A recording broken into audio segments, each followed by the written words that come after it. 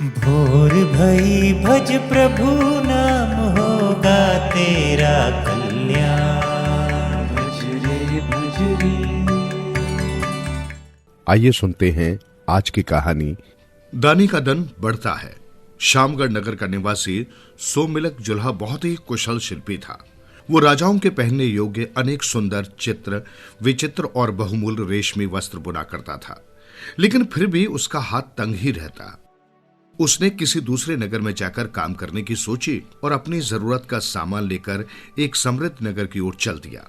संयोगवश वहां उसका काम भली प्रकार जम गया। 3 वर्ष में ही उसने काफी धन कमा लिया। उसने सोचा, काफी धन एकत्रित हो गया है और परदेश का मामला है, इसलिए क्यों ना अपने धन को घर में छोड़ आऊं। इस प्रकार विचार कर उसने अपनी जमा पूंजी को गांठ में बांधा और घर की ओर चल दिया। जुलाई को चलते हुए शाम हो गई और धीरे धीरे घना अंधेरा छा गया। जुल्हा उस वक्त वन में से गुजर रहा था।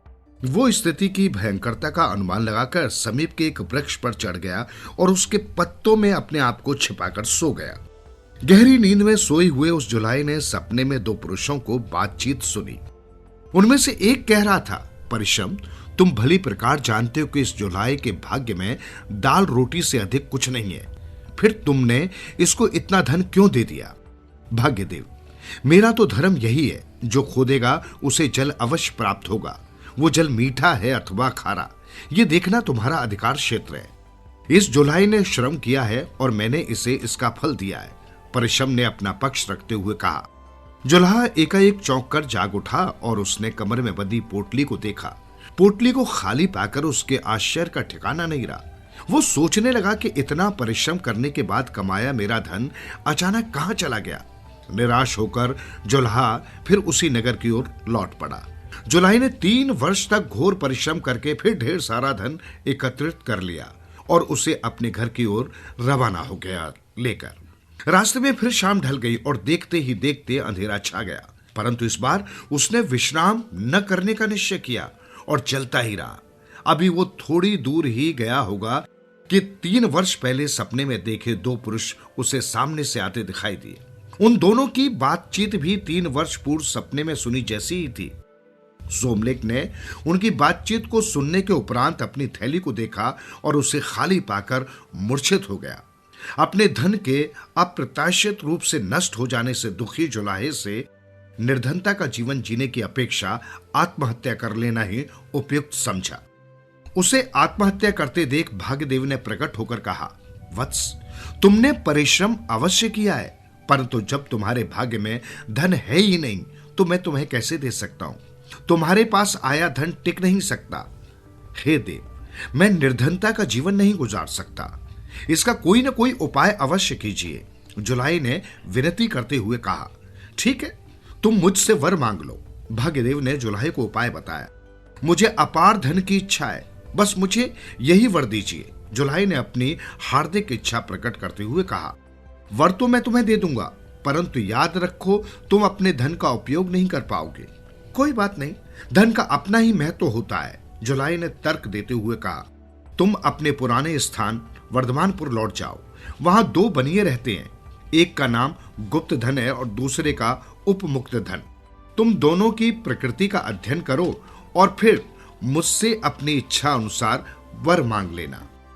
आज से ठीक 6 महीने बाद मैं तुम्हें यहीं पर मिलूंगा। भाग्यदेव ने उससे कहा और तुरंत ही अंतर्ध्यान हो गए। भाग्यदेव के वचनों को सुनकर सोममिलक पुनः वर्धमानपुर लौट आया। वहां पहुंचते पहुंचते शाम हो गई थी। वो गुप्त धन के घर अतिथि के रूप में गया और उनसे कहा, मैं एक परदेसी हूं, रात भर विश्राम के लिए आश्रय चाहता हूं। अतिथि के रूप में आए सोममिलक को देखकर गुप्तधन अपनी पत्नी और बच्चों को डांटने फटकारने लगा कि उसे क्यों ठहराया है, किंतु सोममिलक ने गुप्तधन के व्यवहार को नजरअंदाज करते हुए वहीं डेरा डाल दिया। अंततः उसने सोममिलक को भोजन कराया और सोने को कहा। जुलाई ने सुबह उठकर देखा कि गुप्तधन अस्वस्थ हो गया है, जिसके फलस्वरूप उसने उस दिन भोजन नहीं किया। इस प्रकार अतिथि को खिलाए भोजन का हिसाब बराबर हो गया। अगले दिन सोममिलक उपमुक्त धन के घर की ओर चल दिया। उपमुक्त धन ने बड़े ही प्रेम और आदर पूर्वक अतिथि का स्वागत सत्कार किया तथा भोजन आदि से संतुष्ट किया। जुलाई ने सवेरे उठकर देखा कि एक राज कर्मचारी ने राजा द्वारा किसी कार्य के परिश्रमिक के रूप में भिजवाया धन उपमुक्त धन के हाथ में दे दिया। गुप्त धन और उपमुक्त धन की स्थिति का अध्ययन करने के बाद सोमिलक इस निर्णय पर पहुंचा कि संचय रहित उपमुक्त धन का जीवन ही सफल है। सोमिलक ने निश्चित समय और निश्चित स्थान पर पहुंचकर भाग्यदेव से वर मांगते हुए कहा, मुझे उपमुक्त धन जैसा बनने का वर दीजिए। तथास्तु कहकर भाग्यदेव अंतर्धान हो गए। सोमिलक भाग्यदेव से मनचाहा वर मांगकर घर लौट आया और सुख से अपना जीवन व्यतीत करने लगा। इस कहानी का सार यही है, दान दिए धन नहीं घटता और दान किए बिना सदगति नहीं मिलती। दोनों ही बातें अपनी अपनी जगह ठीक है। जो प्राणी अर्जित तथा संचित धन का कुछ भाग दान पुण्य में नहीं लगाता, उसका धन नष्ट हो जाता है और दान देने वालों पर लक्ष्मी की कृपा बनी रहती है और वे सद्कार्यों में धन व्यय कर अपना परलोक सुधार लेते हैं। रेत का गोला और 5 साक्षी। जब श्री राम और लक्ष्मण वनवास से लौटे तो वे अपने मृत पिता का श्राद्ध करने के लिए गए। फल्गु नदी जो पवित्र मानी जाती थी और जिसके बारे में मान्यता थी कि वो भगवान विष्णु के चरणों से बहती थी, गया नगरी से गुजरती थी। जब दोनों भाई नदी में स्नान कर रहे थे तो सीता जी तट पर अकेली बैठकर रेत से क्रीड़ा कर रही थी।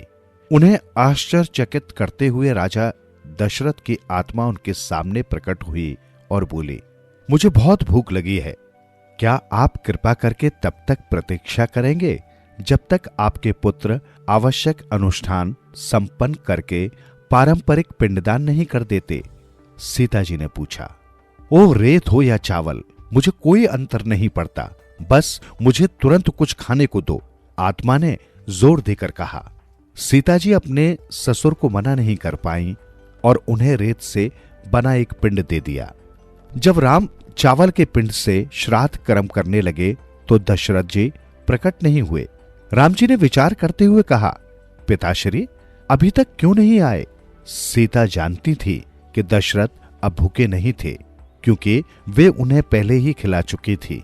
इसलिए उन्होंने पूरी घटना अपने पति को बता दी, किंतु राम जी ने उनकी कहानी को स्वीकार नहीं किया, बल्कि उन्होंने पूछा, मैं ये कैसे मान सकता हूं कि मेरे पिताजी ने चावल के पिंड के बजाय रेत का पिंड खा लिया?